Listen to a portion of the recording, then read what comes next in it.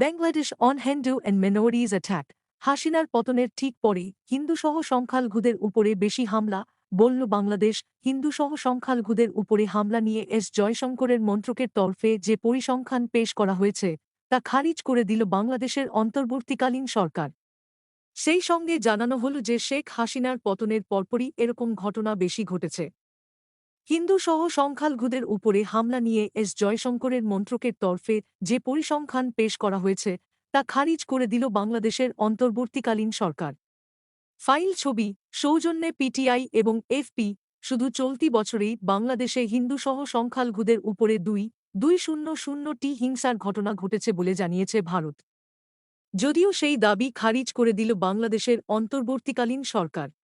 ভারতীয় বিদেশ মন্ত্রকের তরফে সেই পরিসংখ্যান প্রকাশ করার কয়েক ঘণ্টার পরেই বাংলাদেশের অন্তর্বর্তীকালীন সরকারের প্রধান উপদেষ্টা মোহাম্মদ ইউনূসের প্রেস উইংয়ের তরফে দাবি করা হল যে ২০২৪ সালের জানুয়ারি থেকে নভেম্বর পর্যন্ত হিন্দু সংখ্যালঘুদের উপরে ১৩৮টি হামলার ঘটনা সামনে এসেছে।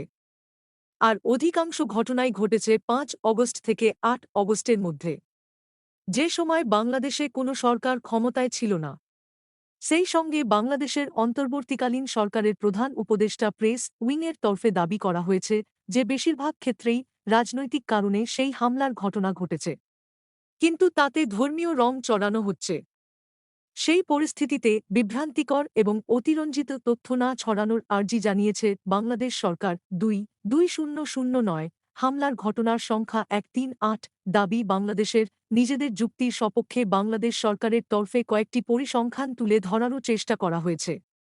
বাংলাদেশের অন্তর্বর্তীকালীন সরকারের প্রধান উপদেষ্টা প্রেস উইংয়ের তরফে দাবি করা হয়েছে, আইন ও সালিশ কেন্দ্রর স্বাধীন মানবাধিকার সংস্থা বলে দাবি করেছে বাংলাদেশ।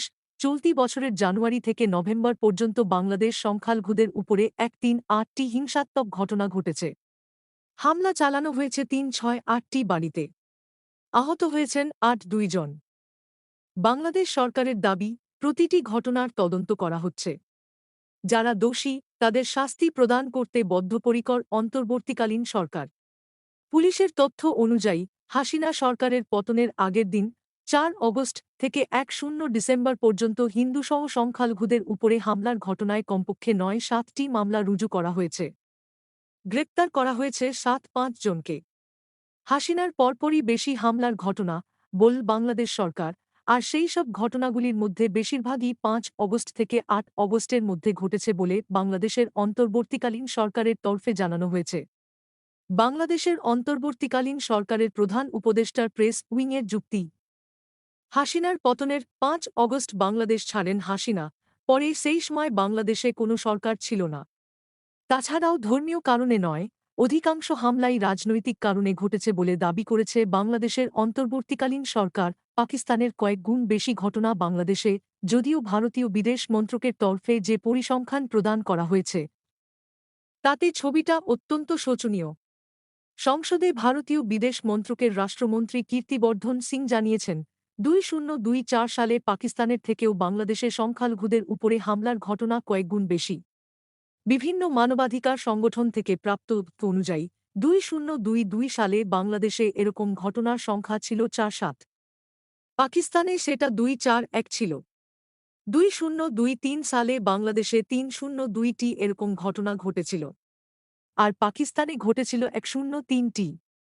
আর ২০২৪ সালের ৮ ডিসেম্বরে বাংলাদেশে সংখ্যালঘুদের উপরে ২,২০০টি হামলার ঘটনা সামনে এসেছে। আর অক্টোবর পর্যন্ত পাকিস্তানে সেই সংখ্যাটা ছিল ১-২।